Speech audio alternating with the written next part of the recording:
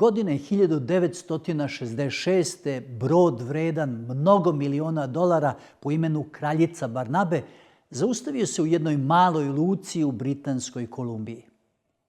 To je bio najuzbudljiviji događaj koji se zbio u ovom malom gradiću za mnogo godina. 1000 stanovnika okupilo se da vidi brod.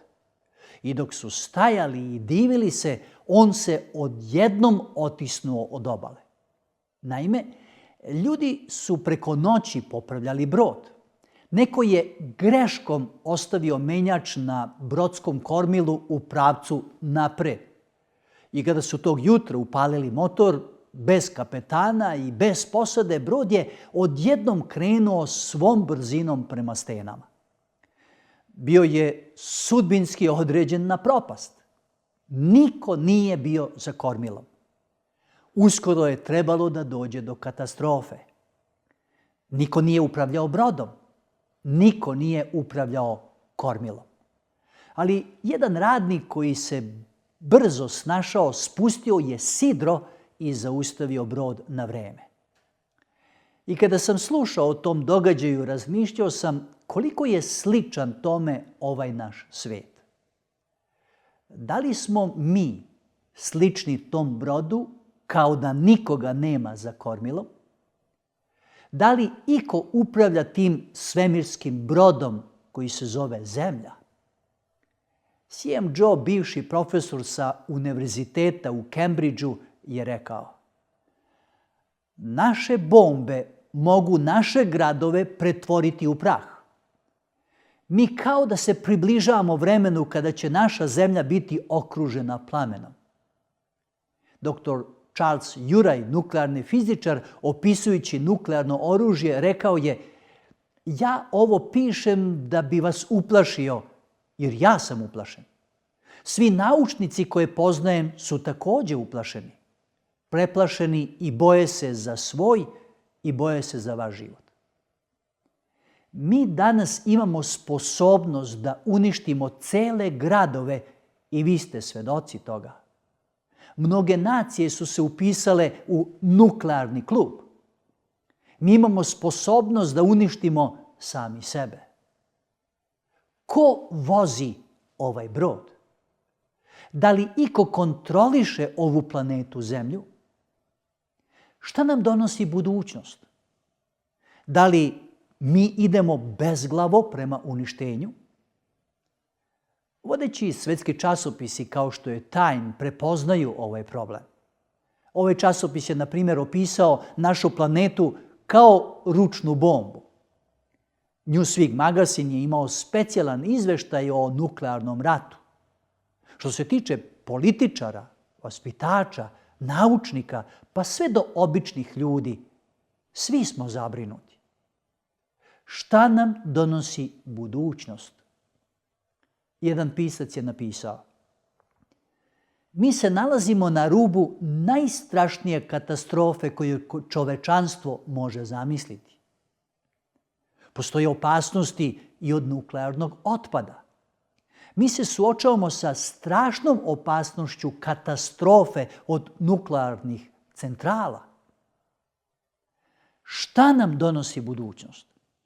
Da li ćemo stvarno završiti kao neki nuklearni otpad?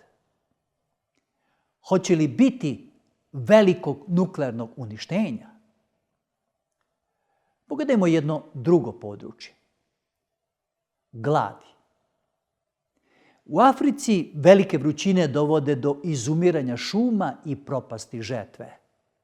Tu su i Bangladeš, Sudan, Etiopija, Indokina. A šta nam donosi budućnost? Da li ćemo svoje posljednje trenutke na ovoj zemlji provesti tražeći vodu i hranu? Ekonomija cijelog sveta je potresena i preti joj slom. Da li će doći do svetskog ekonomskog kolapsa?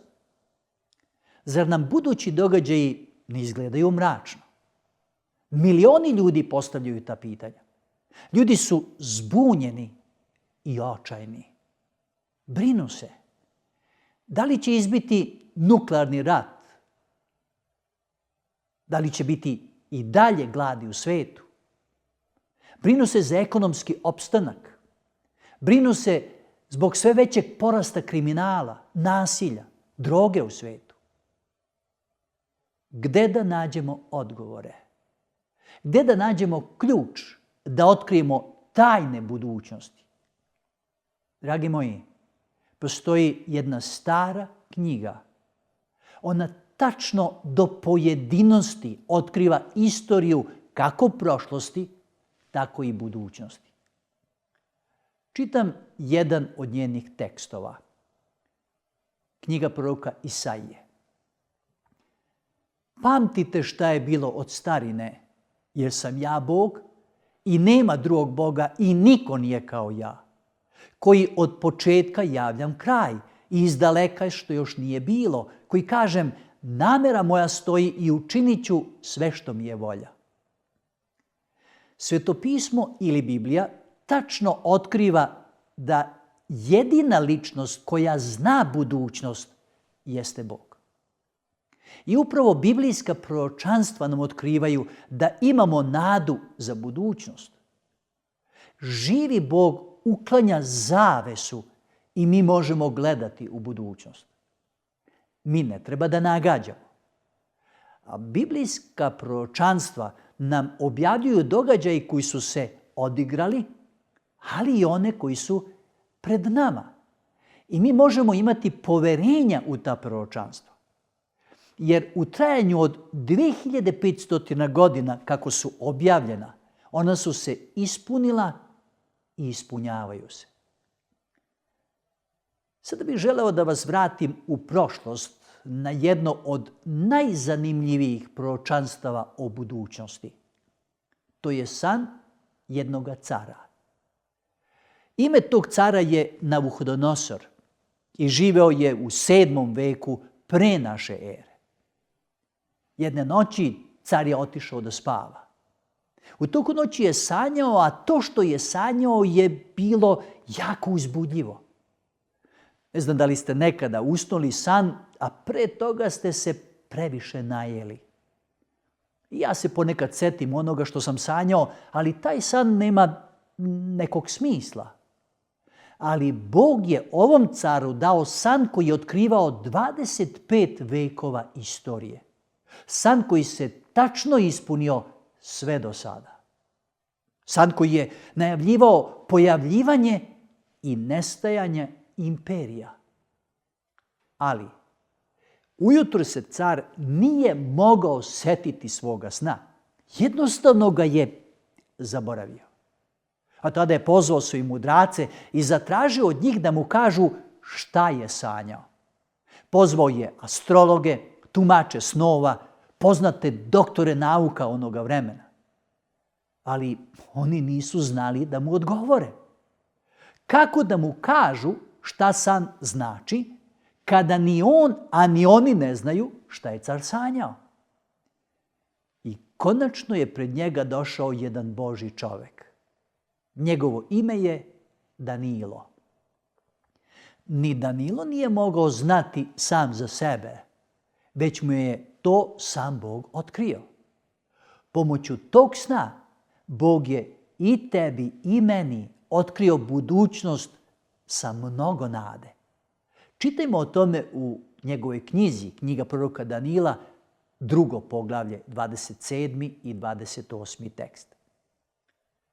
Odgovori Danilo i caru i reče: tajnu koju car ište ne mogu kazati caru mudraci, ni zvezdari, ni vrači, ni gatari.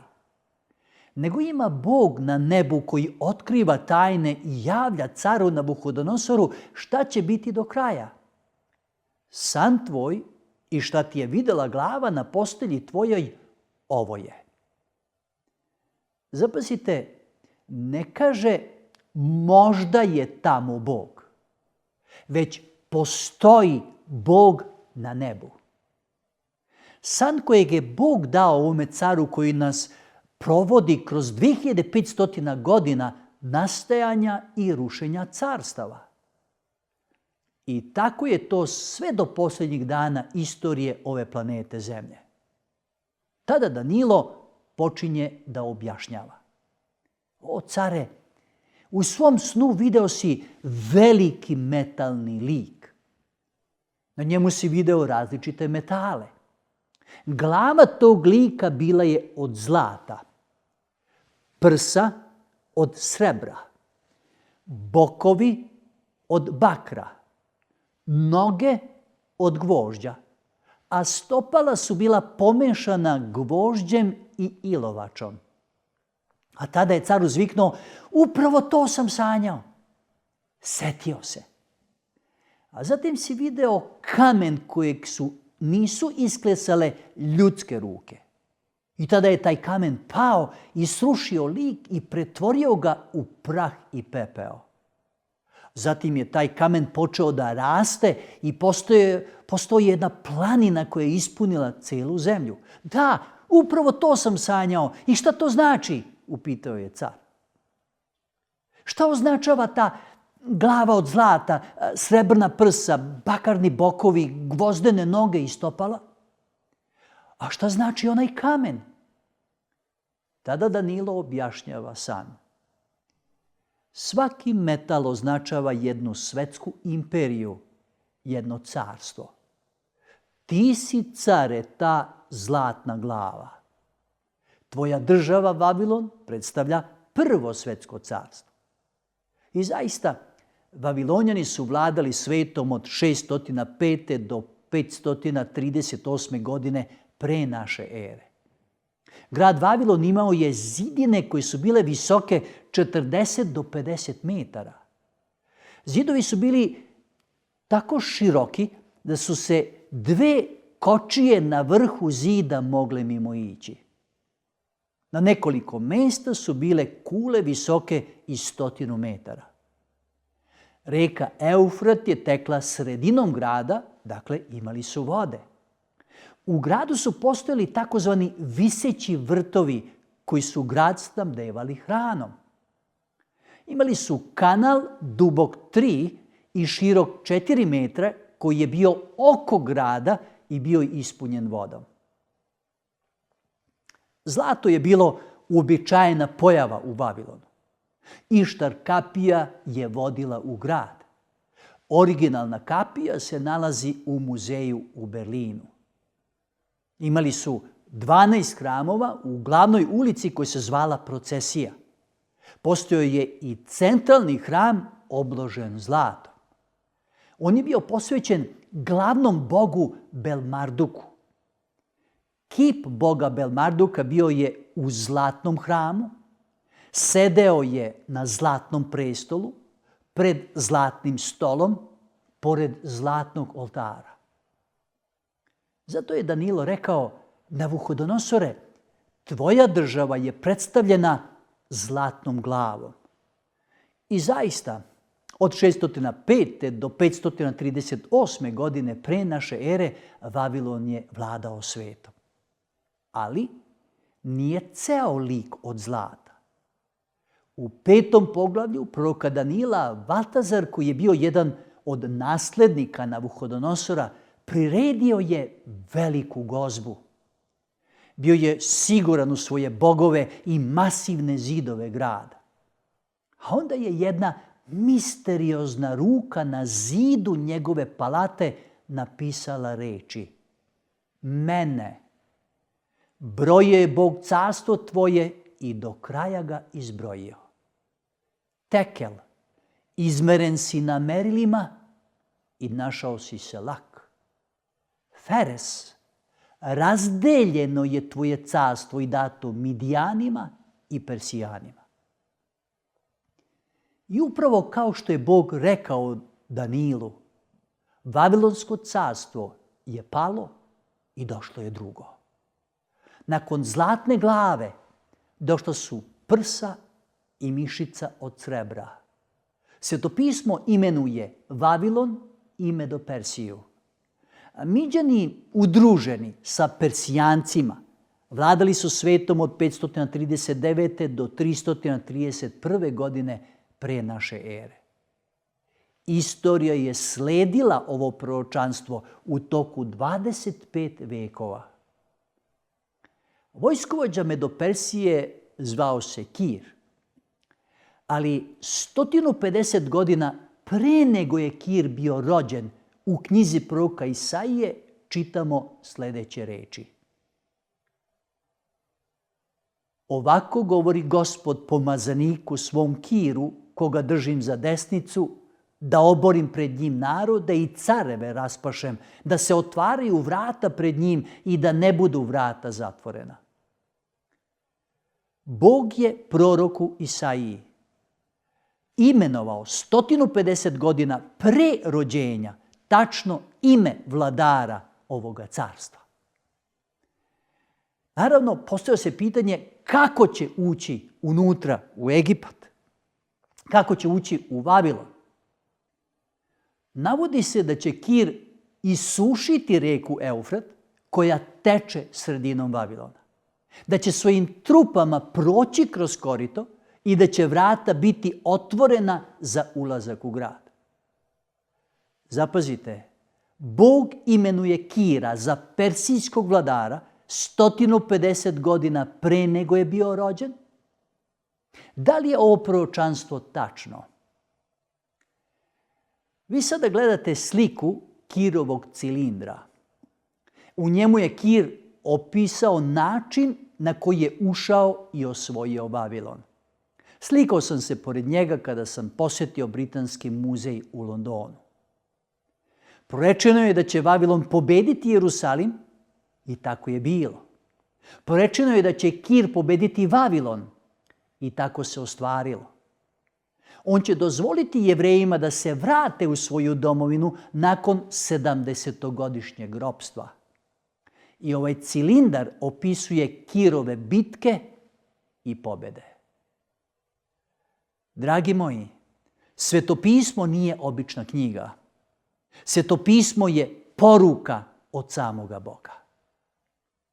Samo Bog kao autor ovih reči ima sposobnost da otkrije celu budućnost.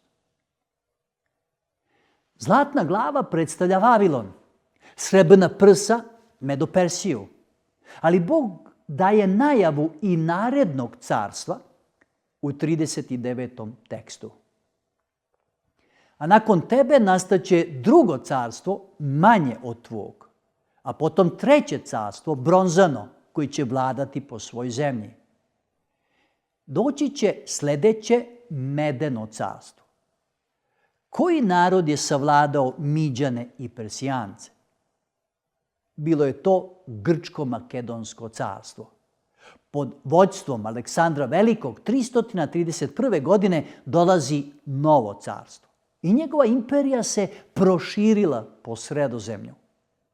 Istoričar Arijan kaže za Aleksandra Velikog, koji je zavladao svetom sa 33 godine, mora biti da neka božanska sila upravlja istorijom.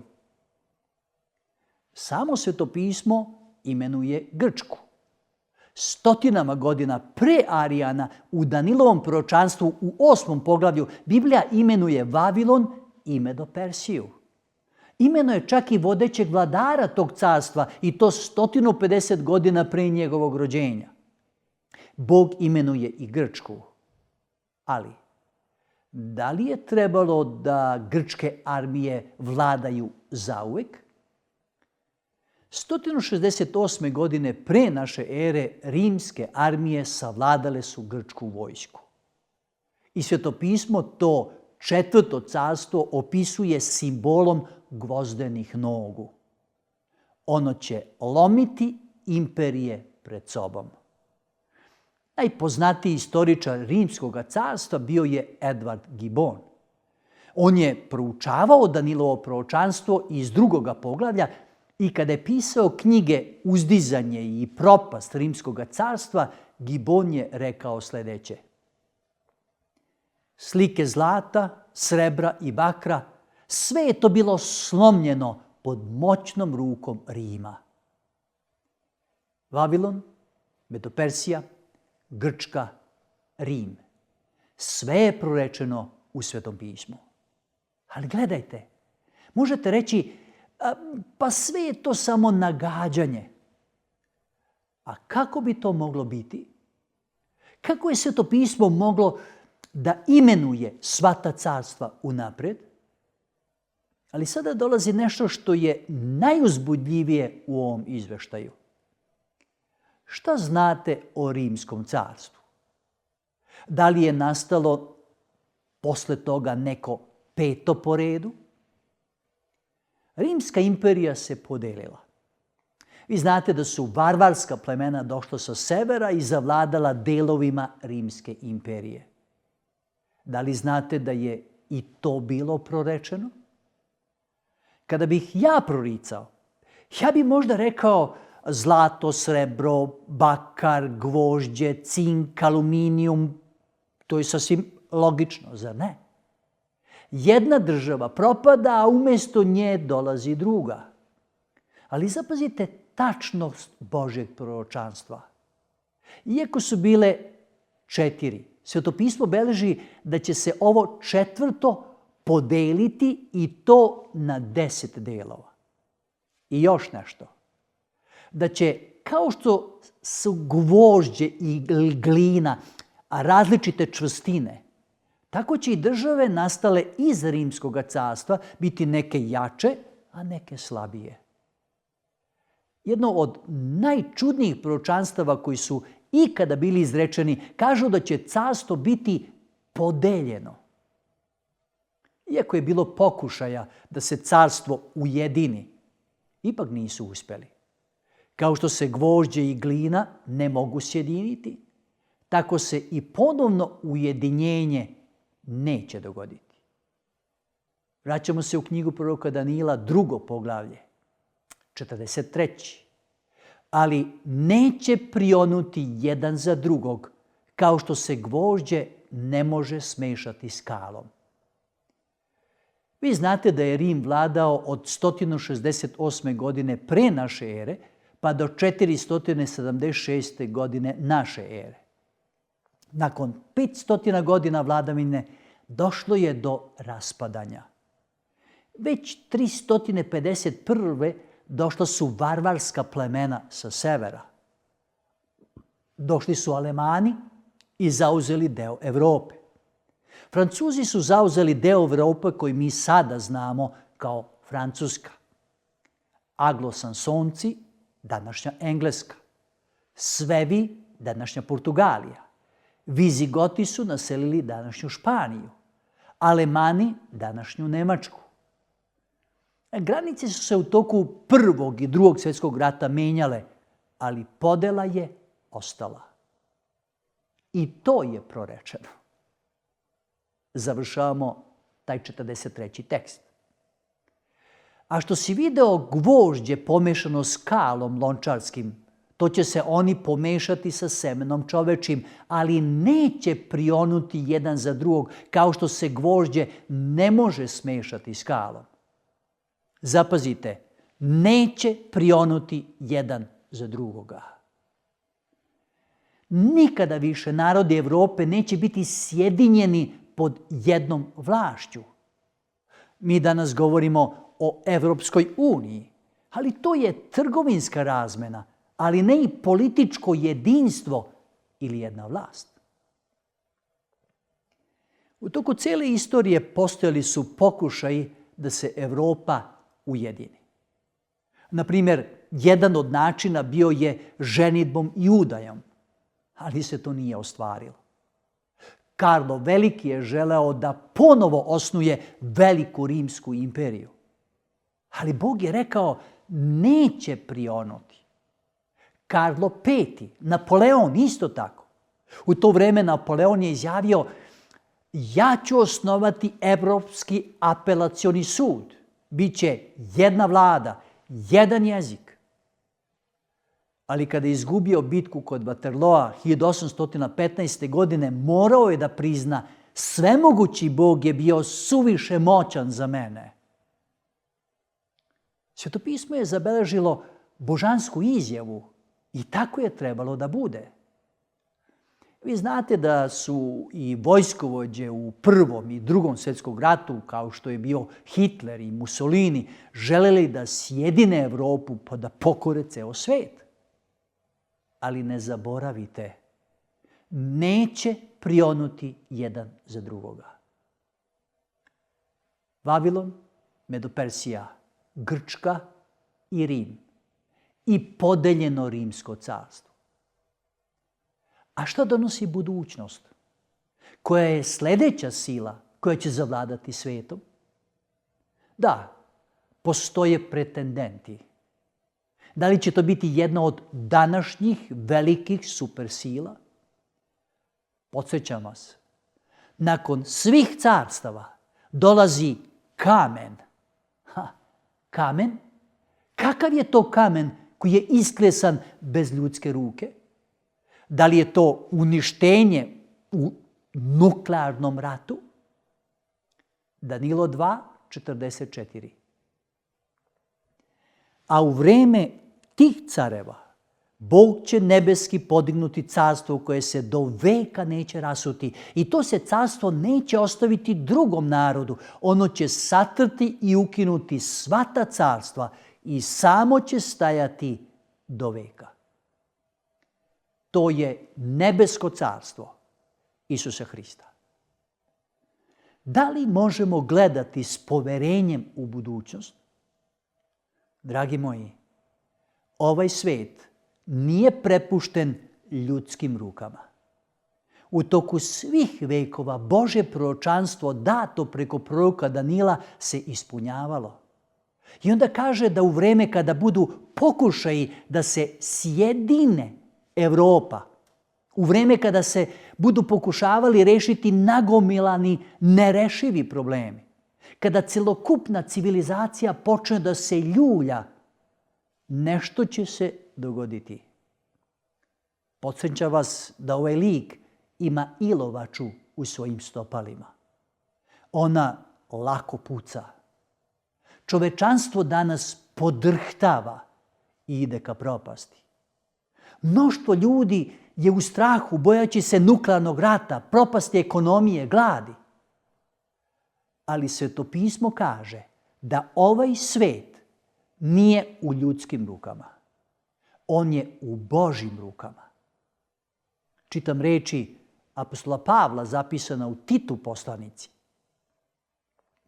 Čekajući blaženu nadu i javljanje slave velikog Boga i spasa našeg Isusa Hrista. Dragi moji, ima nade za ovaj umorni svet. Ima nade za svet koji se suočava sa nesagledivim posljedicama koje je sam prouzrokovao. Ta stena koja će srušiti današnja carstva je nebesko carstvo. Uskoro će Hristos proći koridorima neba. Uskoro će Hristos ostvariti jedan novi poredak. U njemu neće biti ni bolesti, ni patnje, ni smrti. Uskoro će biti uništena sva oruđa i oružja rata. Svetom će zavladati ljubav, mir i radost. Da li biste želeli da budete u takvom svetu? 1850-ih bio je jedan strašan rat u Sjedinjenim Američkim Državama. Severni deo države borio se protiv južnog dela. Sjećamo se toga iz istorije. Bilo je mnogo napeto. Mostovi su dizani u vazduh. Padane su železničke kompozicije. Jedan voz bio je napunjen stotinama ranjenika. Putovao je veoma blizu granice južnog dela. Svi su tiho sedeli. Sve ruke su bile sklopljene, stomaci zgrčeni, kolena su se tresla. Sve je bilo napeto. Ljudi su se pitali da li će voz stići na odredište, da li će neki most odleteti u vazduh. Svi su bili nervozni, osim jedne male devojčice. Ona se igrala sa svojim lutkama i smejala se.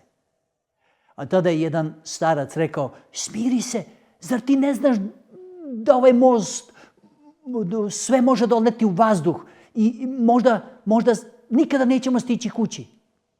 a devojčica je nastavila da se igra. Ponovo je starac progovorio, smiri se, zar se ne bojiš? A onda je devojčica podigla svoj pogled i rekla,